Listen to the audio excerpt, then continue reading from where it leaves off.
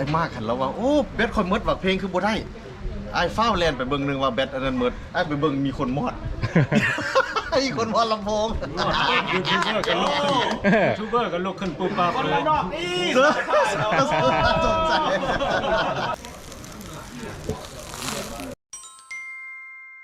สภาพตอนเศร้าอยู่บ้านดอกคำซ้ำมื้อนี้สิมีงานเลี้ยงกับเต้าโฮมกันนั่นแหละยูทูบเบอร์หลายๆคน แต่เพิ่นว่าเพิ่นสิเลี้ยงส่งเลยเพราะว่าสิได้กลับสหรัฐอเมริกาแล้วเนาะนี่โซเฟอร์กำลังเตรียมออกรถออกนะอันนั้น FC ของคนบ้านนอกแหละแต่วันนี้ก็เป็น FC เฮานำคือกันเนาะไอ้ท้องไอ้ผัวเพิ่นสิเลี้ยงเฮาพิเศษเลยมื้อนี้เลี้ยงส่งอยู่บ้านไอรัดเจดีแสดงว่าติดตามนำกันเนาะขอเบิ่งนำกันว่าพาร์ตี้วันนี้มันสิมวนมีการตลกกันได้โอเคโชเฟอร์หากระตื่นหากระฟื้นหลายมื้อเลยได้นี่ครับให้เบานะมือบอกเกือบมีแต่มือพักมือพักมีแต่มือนอนมีแต่กลางคืนตอนนอนนี่เนาะวันไปไหนรัดแล้วหลายคนมาแล้วว่าเนาะมีแต่ฮอนทำมาซ่าเกือบชั่วโมงหนึ่ง40 นาที11 โมง40นัดกัน11 โมงลาวโอ้ GoPro เรื่อยค่อยเป็น FC ไอโจอยากให้ค่อยเฮ็ดคือไอโจเป็นยูทูบเบอร์ซื้อกล้องให้แล้วแม่สิมาวันที่30นี่เด้ เอาแม่ อยากได้กล้องอย่างเอ้ยสิซื้อให้ค่อยแล้วค่อยปฏิเสธเราแล้วมื้อเช้านี่แม่โทรมาบัดนี้เราไปเจาะแม่พุ่นน่ะ ว่า แม่ว่าอยากได้หยังลูกลีเนี่ยน่ะโอ้เพิ่นอยากให้ค่อยเฮ็ดแฮง เอาเจ้าก็มี subscriber สิฮอด1,000เลยเด้ แต่ค่อยเฮ็ดแต่ค่อยก็บ่ได้ทุ่มเต็มโตก็โดนๆค่อยก็ป้อนใส่ เอาคนมักเบิ่งโดนๆให้ป้อนเลยคนแห่งหิวอยากเบิ่ง แล้วก็ปฏิเสธต่อมาเอื้อยข่อยพุ่นน่ะจัดหนักมาเหย้าข่อยแฮงบัดนี้ส่งวิดีโอมาให้เบิ่งบัดนี้เอื้อยพุ่น คน มันยางมาเบาคำน้ำกัน ไอรัดมีแขกใหม่เนาะมื้อนี้เนาะยูทูบเบอร์คือกัน เอา โอ้มาเรียนส่งมาแหละมาที่มือนี้ ไอพี่โอ้เขาโดดแล้วอ่ะ หาตะฮอด สบายดีเบาคำอันนี้ไง FC เจ้าเลยนี่นะ โอ้น้องเป็นLGI ตีตึกป่านะ อ่า ก็เป็นพนักงานตึกก็เป็นคนตึกป่าอยู่มือนี้ เปิดแต่วันเสาร์อาทิตย์ โอ้เสาร์อาทิตย์เนาะ ยูทูบเบอร์อเมริกายูทูบเบอร์ลาวเอาไปเอามาอ้ายก็สิเป็นเจ้าหน่อยเป็นยูทูบเบอร์เองคือเขาเจ้าสำหรับนี่มันซึมซับ ซัพพอร์ตเลยได้ข่อยซับสไครบ์เลยได้ ไอ้วิดีโอไปป้อนเบิ่งก็มีคนเบิ่งเสยอีก ไอ้อ้นเอาไปมามันสิมันย้อนหมูซะว่าเฮาเดียวโอ้หมอนั่นยิงคุณนำมา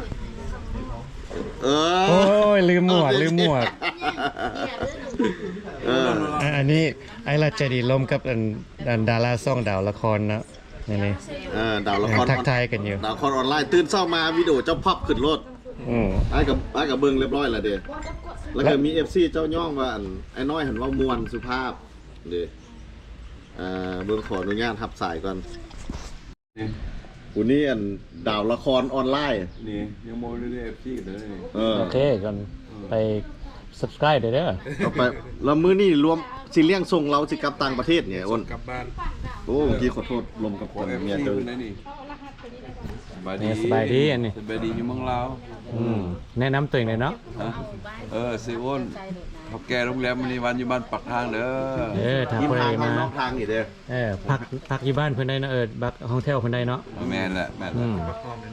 มีอยากให้คนซอยบ่ โอ้บ่เอาลงไปแล้วเอาลงไปแล้วมาเชิญนั่งเลยน้องซ้ายข่อยมาเมื่อยเด้อนี่ แล้วก็บักหัว เรามักหัวแต่ยามเราหัวให้ผู้อื่นมิดอย่าสุปากแต่เราหัวแล้วก่อนแล้วเขาจะหัว ขอบใจเลยฝากติดตาม สบายดี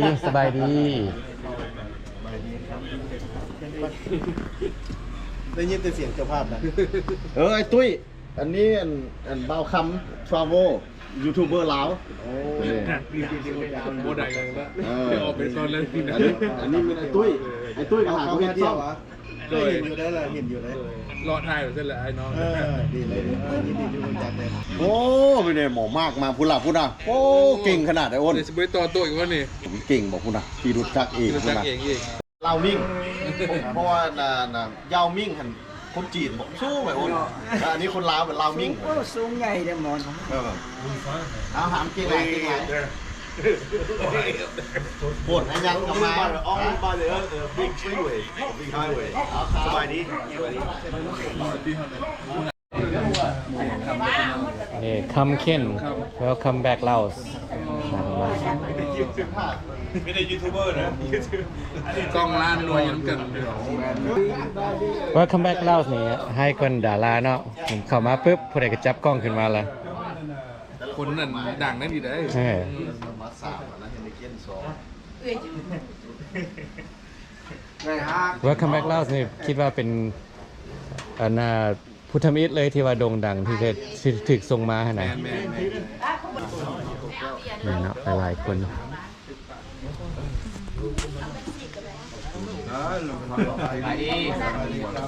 ยูโนคนบ้านนอก Oh, he's supposed to come with other Joe. Oh yeah. How many Joe is I told you that Joe. Slow driver, bro. หลายยูทูบเบอร์อยู่นี่เนาะเบาคุยทราเวล Oh, I forgot to put something in mine too. Yeah. Hey,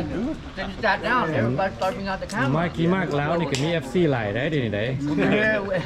Where was the บ่มีซ่อง celebrity? ก็มี FC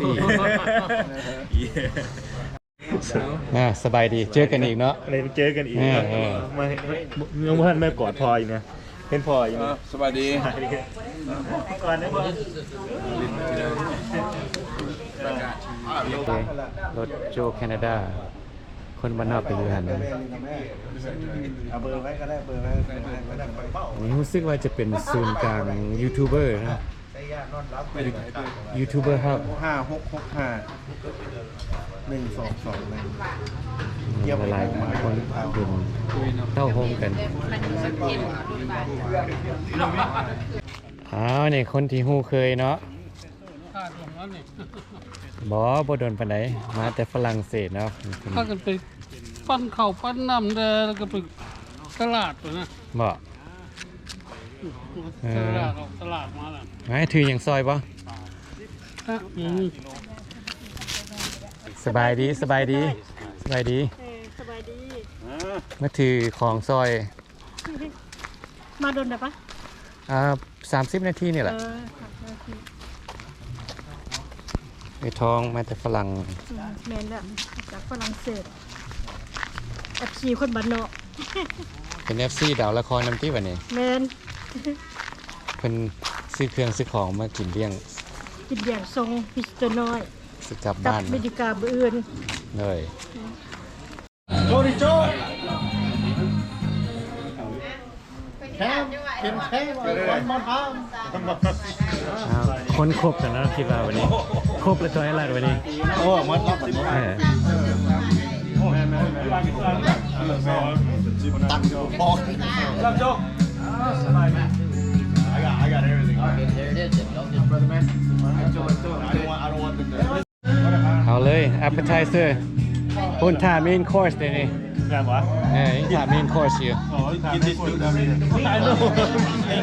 ไอ้ลาดเปิดบ้านต้อนรับเต็มที่เลยเนาะมื้อนี้นะไอ้ลาดเจนี่นะจะมีหลายแนวเนาะกินเลี่ยงกันมื้อนี้ มีเลือดแปลงมีปิ้งปลา โอเคเนาะโจเรียบร้อยแล้วเนาะ เอาเลยวันได้เพียงกันก่อนมักได้คนแซวกันเต็มที่เลยมื้อนี้นะ อันทันรัตจะดีเนาะ โดย ระบบสามัคคีนะวันนี้เนาะ โอ้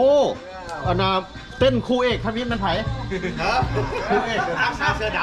ทำเสื้อดำบอกแล้วว่านั่งไก่กันเท่าไหร่ ำไว้ใครจะน้อยกว่าตัวจะน้อยเอาขอเวลา2 วินาที ลิ้นโตน้อยหนึงหวะ น้องจิ๊ดออกมาน้ำพี่กินข้าวน้ำกันเพื่อจะถ่ายวิดีโอแล้วแบบนี้โอเคก็เดี๋ยวว่าเป็นโพดเท่าเว้ย เอาดูอันน่ะสบายดีเด้อ สบายดี ตุ้ย ผู้ใดมีเมียมีนะเป้าผู้สาวอย่าไปเป้าเด้อ อย่าฟ้าว้าวเด้อเดี๋ยวอีกเข้ากล้องเด้อ มันหมดเพลงแล้วลุยมันนี่นะยูทูบเบอร์ลุกแล้วนี่นะ ได้ก็ไปถ่ายเมื่อกี้ไปถ่ายหลายเติบจนปวดแขนนางมาประสานลำโพงเอ้าเพลงเปิด จ้อยวับบ่ ช่วยบับคือว่าแหละมื้อนี้มันงานนั่นน่ะแบบไอ้มาเฮ็ดกระสุนนัดเดียวได้นกหลายตัวนะอันน่ะแต่มันสำคัญที่สุดมันมื้อนี้งานเลี้ยงส่งมิสเตอร์น้อยนี่แหละมีน้อยอันน่ะดาวละครออนไลน์เลี้ยงส่งไอ้น้อยเขาก็เลยนัดชุมนุมกันหมดทุกคนมาเต้าโฮมมีอันน่ะ บ้านเนี่ยพ่อกันเบิดเดี๋ยวพี่น้องเห็น แล้วก็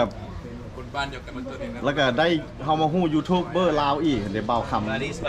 เบาคำยูทูบเบอร์ลาว จับกล้อง แล้วก็เอิ้นมารวมกันเลยนะให้มาฮู้กันฮักแพงกันบัดนี้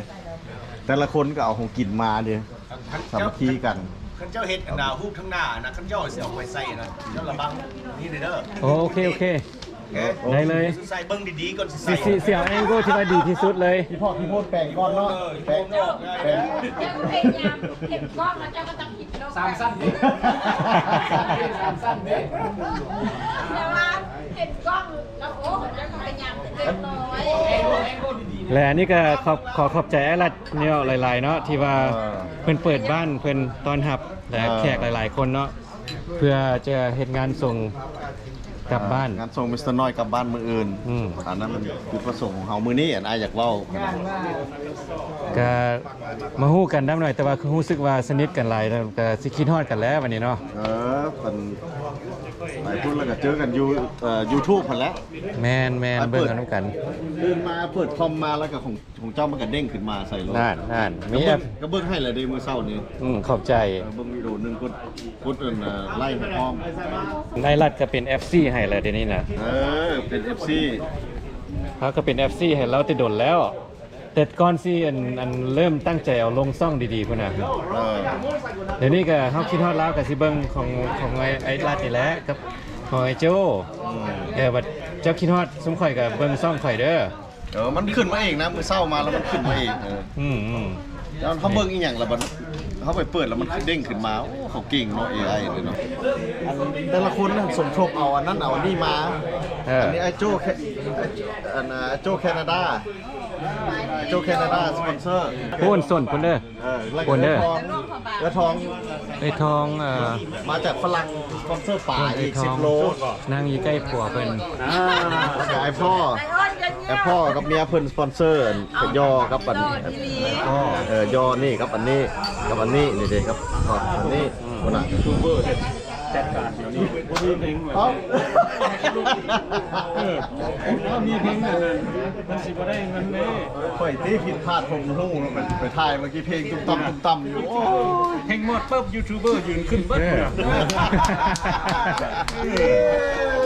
คักลายจับหัวสิเบิ่งกล้องได้นี่ ถ่ายเพลงถ่ายอันนั้นมาถ่ายบอสเพลงอยู่ด้วยเพลงบอสปั๊บเลยอยู่สปากันเลยไอ้อ้นเดี๋ยวบอกเลยพ่อเพลงกับแม่ด้าเก่งใจ แต่ว่าบอดเพลงหันบุเป็นไอ้ไหนไอ้มากหันแล้วว่าโอ้เบสคนมดว่าเพลงคือบ่ได้ไอ้ฟ้าวแลนไปเบิ่งนึงว่าเบสอันนั้นมดไอ้ไปเบิ่งมีคนมอดไอ้คนมอดลำโพงยูทูบเบอร์ก็ลุกขึ้นปุ๊บปั๊บเลยสนใจโอ้ตอนที่เขาต้องเบิ่งกล้องโอ้มึงแล้วนี่มัวลายขอบใจเด้อรักใจดีเด้อลายให้ FC ว่าทุกคนเข้าใจซื้อว่าเป็นยังมีเสียงเพลงว่าเพราะว่าเสียงเพลงนี่มันสิเป็นสุดยอดบ้าน ลิขสิทธิ์เนาะ บ่ได้เด็ดขาดเนาะอันนี้ก็เพื่อสิคิดถึงเนาะกลุ่มถ่ายวิดีโอจนแขนลอยว่าซั่นเด้ ที่ไอ้เฮ็ดไอ้ละใส่โทรศัพท์มันนักบัดนี้แชร์โโอ้ยนักอันนี้ก็พอมันนักตัวนี้ผิดดีแล้วแต่บางเจ้าภาพเด้อได้รับใจดีโอ้สบายดีเพิ่นใจดีเพิ่นยิ้มแย้มแจ่มใสอยู่ตลอดเนาะอารมณ์ดีอยู่ตลอดจักบอกก่อนบ่ เนาะสายนี่ เข้าเนาะมายิ้มไหมมายิ้ม นี่อันนี้หลายคนก็อาจจะฮู้เนาะ Welcome back เล่าซ่องและหลายคนก็อาจจะฮู้เบาคำ Travel คือกันเนาะนี่เด้อจะยูทูบเบอร์โด่งดังเด้อนี่เด้อ เต็มจอด้วย อันนี้ก็ดาราผู้หนึ่งเด้อของคนบ้านนอกนี่นะ นี่ ตัวตลกนั่นน่ะ อันนี้หูหลายก็คนลาวนี่ไปเลาะเดลบอลเนี่ยนะคนลาวแท้ยังไปหูพื้นที่เท่าไอ้โจ เนี่ยมาดังน้ำคนบ้านนอกเลยอย่างนี้ เจ้าทิน เป็นตัวสะออน FC น้ำมือนิ่งของคนบ้านนอกเลยนะเพิ่นก็ไม่เป็น FC เฮานํเดี๋ยวนี้นะก็ขอบใจเด้อเด้อไปท วัน อง นี้ กับ เขามา ตัว กิน เพิ่น มันมากินเขาวจุ่มแซวกันเลี้ยงทรงเบาหน่อย กับประเทศบริการมืออื่น ขอบใจหลายๆเอ้ยขอบใจ ใจน้ำเด้อทางปลอดภัยเด้อ โอ้แล้วก็ยิ้มดีได้พบเนาะได้ฮู้จักกันเฮาก็บ่เคยเจอกันนะจักเทื่อเนาะแต่มาฮู้กันย้อนน่ะนะคันสิว่าล่ะคนบ้านนอก เดี๋ย ก็ ว ไป คนบ้านนอก มาเลยก็บ่เห็น ถ้าเดี๋ยวมาพบมาเจอกันอย่างคนบ้านนอก เอาดูกระบอกภาษาฝรั่งด้วยว่า ฝากสบายดีพี่น้องคนลาวฝรั่งเศสด้วยนะ แม่นเอาฝาก สบายดีเด้อพี่น้องดูคุณฝรั่งจักสิบาทจะได้บูจักสิบาท เอาเป็นภาษาฝรั่งนิดนึง ผมสู้จุเลยมั้ง ภาษาฝรั่งบ่บ่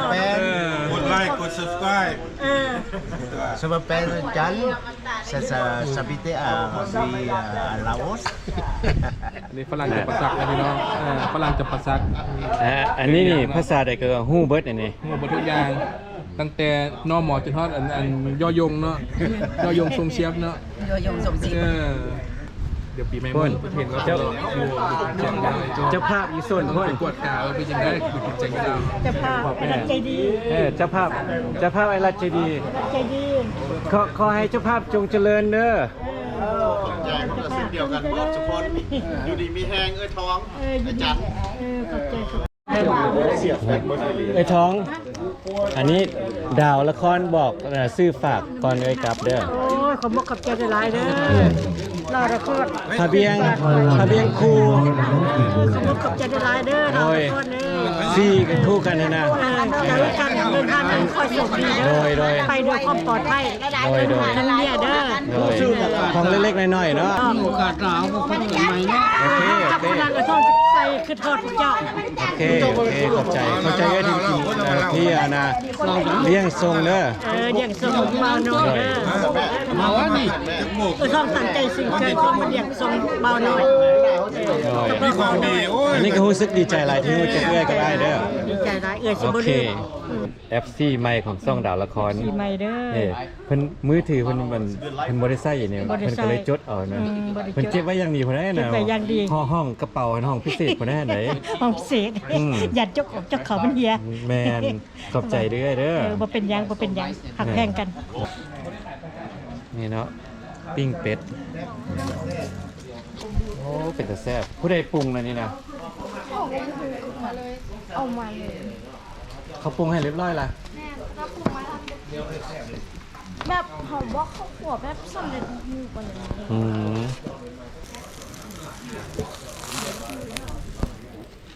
สองเตา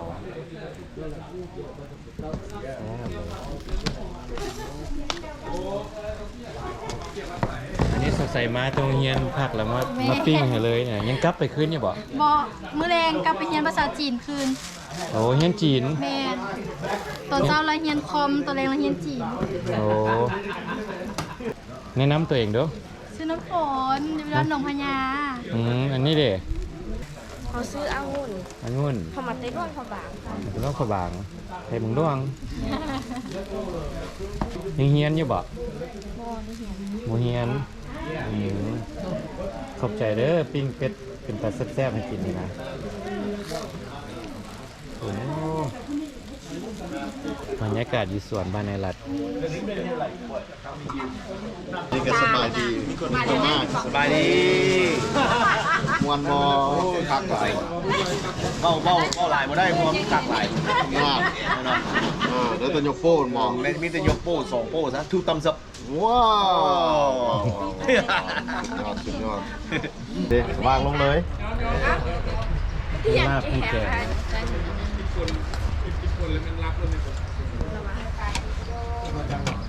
โอ้เก่งปลาห้องเลย ของปอนพ่อบอกหัว เต็มที่เลยเนาะวันนี้เมนคอร์สลาบ ลาบปลาผลงาน แกงปลา มันลาบปลาที่ลาบเป็ดตี ลาบเป็ดโอ้ ลาบเป็ด คนบ้านนอกเป็นเด็กเสิร์ฟวะวันนี้เป็นเด็กเสิร์ฟวะวันนี้ บอกเดโจ้รถสมาร์ทน้อยๆเบาๆมันบุญนักมันบอกเคยยังเคยได้จับเลยแก้ให้ซื้อตามหมดสองคนไม่มีวันนานตามเสื่อยทางน้องความหาเราด้วยกันสองฝ่ายหากลืมจะขาดหากใจเราซึ้งกัน นี่อย่างที่ห้องกับสิโทรอีกทุกเช้ากันอีกตลอดเนาะ ฝรั่งอีกได้เนาะพอแล้วเลี้ยงส่งเลยเนี่ยทั้งฝรั่งทั้งอเมริกาโอ้มือสองงานเนาะเขาเรียกอีกงานหนึ่งตัวเลยเหรอ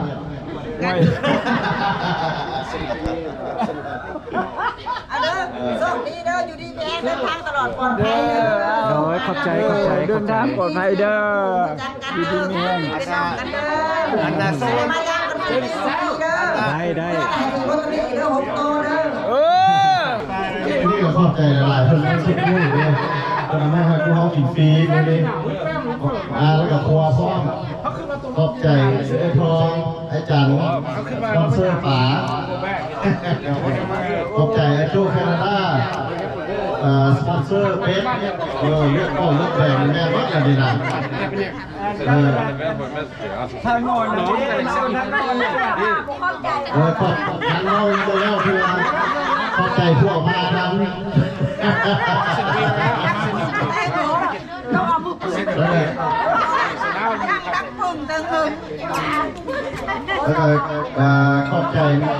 มิสเตอร์ตุ้ยเอาเบียร์มาให้กิน2 แก้วขอบใจอันน่ะมามิสเตอร์มันสมมติว่าเราอย่างมาเอาทองมาพี่จะเอายิ้มขอบใจมิสเตอร์มากมาเข้ามาห้องงานเขาดีใจพ่อยังมาดีใจขอบใจเอาเบียร์มา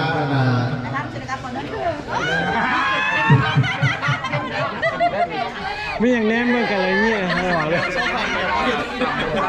เข้าคูลเลอร์แล้วขอบใจทุกคนวันนี้ไอ้พ่อกับยาพักซิลิคอนมาแล้วคนมาไก่รักษาความปลอดภัยเด้อผู้หน้าพ่อกันใหม่สั่งสรรค์กันใหม่เนาะโอเคคนลาวเขานี่พกหักกับกินสมหวังกับกินเนี่ยให้ความเกิดลูกง่ายอยู่พวกกับกินไม่ได้กินกับกินปากันกับกินเอาคันกับกินเสาลงลุมกับกินนี่กับกินกินตลอดคนลาวเราเขาไม่ได้หมดกิน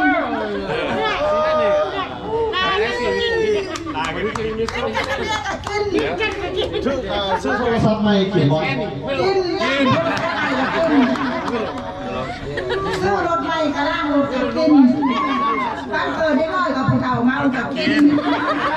ทึกใจแหงวันคู่กับเมาการกินหัวไปมีเมียน้อยกับเมา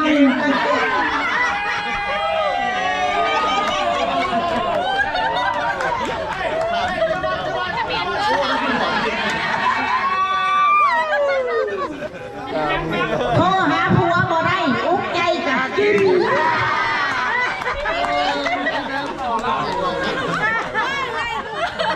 นอนคนเดียวเมื่อคืนกางกินนอนเมื่อคืนผัวบอกว่าเราอุกใจกับกิน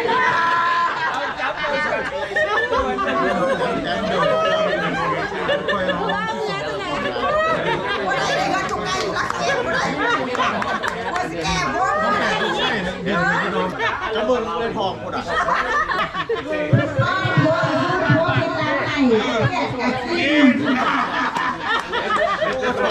ผัวมาได้ที่โดยให้กินซื้อกันไหนนี่แต่กินแต่กิน มึงมีทาง ไม่ท้องหอดแก้วแห้งแล้วนะ เดินทางปลอดภัย เฮ้ยไอ้พ่อ ฮอดบ้านละเสียหาไอ้เด้อเจ้า เพิ่นกันเลี้ยง คอยเด้อเอ้ยมันนี่จันคนงาม บริการฮอดบ้านละเสียหาไอ้เนี่ย หาส้มดีเด้อ ไม่ใช่แค่มั้ย Yeah, I want you to be to the camp. เด้ออันนี้welcome back Laos Welcome back Laos อันนี้ซื้อตุ้ยซื้อแท้เนี่ย Wally เนาะกับบริฮู้ว่าเป็นหมู่กันแต่โดนแล้วครับเพิ่นจื้อเนาะอันนั้นเอาให้ตุ้ยอธิบายให้ฟังเด้อ นั่นสมัยตะกี้ปี1980ปลาย87 88แหละเล่นกับน้อยเล่นบีกันอยู่แถวแถวNorth Side Minneapolis เนาะแล้วก็ใหญ่มาแล้วน้อยก็ไปทางเราค่อยก็ไปทางค่อยแล้วมาพ่อกันอยู่ลาวมาพ่อกันเมื่อกี้นี่น้อยจะกลับบ้านมื้ออื่นกลับไปอเมริกาแล้วเราค่อยย้อยไปบอกแล้วว่าโชคดีเด้อกลับปะนะแล้วเบิ่งไปเบิ่งมาก็ว่าโอ้คุณนี่หน้าคุ้นๆเว้ยแล้วก็ถามซื้อเราว่าเราซื้อน้อยมีอะไรเปลี่ยนเราค่อยว่าโอเคซื้อเจ้าน้อยศรีสวรรค์วะเราว่าแม่นน้อยศรีสวรรค์โอ้เขาว่าหมู่ไปเด้นี่น้อยศรีสวรรค์พอดีเจอกันหมู่กัน โอ้หลายปีเนาะ30ปลายปี at least 35 ปีor 37 ปีนี่แหละก็ดีใจกันดีใจหลายเนาะที่ได้มาเจอกันเนาะฮับแพงกันวันนี้ เก้าละ Good to see you as well. See you man. Safe trip ไปแล้วก็มีแต่บอกให้ช่วยชิป and next time เราก็มาเจอกันอีกนะ Yeah บัดกลับมาเอาsay come hit everybody up มาแล้วก็มาเอิ้นกันเต้าโฮมกันอีกแม่มาเด้อนะพี่น้องกันมายามลาวเด้อยามลาวมาเที่ยวลาวสิสบายแล้วเฮาเล่านำซองเด้อนำซองไอ้เฮาแน่ลืมแล้วซื้อซองเราอีกแต่ว่านำรถดาวละครออนไลน์ ดาวละครออนไลน์นำเด้อติดตามกันเด้อ FC เด้อซอยกันซุกนิ้วกันซอยกันซุกนิ้วกันเจริญมีหยังกันตัวใดมันดีก็ซอยกันแน่แหละมีหยังแซ่บมีหยังนัวกะปันเงินกินพี่น้องเด้อโอเคขอบใจเด้อสิเย่ looks like อันนี้อเมริกาอเมริกันอันนี้เมืองลาวเนี่ยtransportation เมืองลาวคักที่สุดเลยเนี่ยมากติดใจเนี่ยกันดิติดใจไม่ยังติดใจเบิร์ดอยู่เมืองลาวนี่นะมือหนึ่งมือน้องกับมีผู้สาวนั่งทั้งหลังน้ำโมเมนต์เมียบ่โมเมนต์มือนี่โอ้เมียแบบเมียมาไปก่อนโชคดี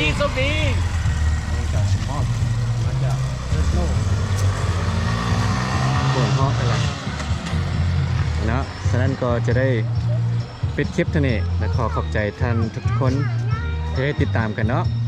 และจะได้จากลาประเทศลาวไปแล้วเนาะมื้ออื่นนี่นะฉะนั้นก็ขอพี่น้องทั้งหลายเนาะขอให้ติดตามถึงที่ว่าอยู่อเมริกาก็อย่าจะหาคอนเทนต์อย่างที่เป็นน่าสนใจให้ได้เบิ่งเนาะและขอให้เป็นกำลังใจกันโดยแต่ติดตามเบิ่งคลิปให้กันต่อไปเด้อโอเคขอบใจ